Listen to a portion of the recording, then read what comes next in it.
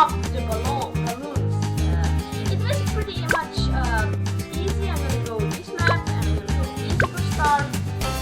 And then let's just show you how to use it. So basically the balloons will come that way and will go all the way here until they go away, and then I move. And I can put down some of my monkeys that I love, and with that I can block, they pop the balloons and do that. I'm going to show you an example. Right here, the monkey. So I'm going to start the first round with 4 out of 40, and it will pop it. You see? This is basically the point of the game. We pop the balloons. Kind of cool. I mean, I love it. Then you can upgrade those monkeys. They're different against these monkeys, the starter one, dark one. Then I can choose what is it called? Boomerang. And he is a lot stronger than this here. He's a lot stronger than this here. Yeah, it's trying easily. So yeah, that's a lot better. When you pop the balloon, you get money, money, unlock items, other monkeys, ninja, and the best of all monkeys is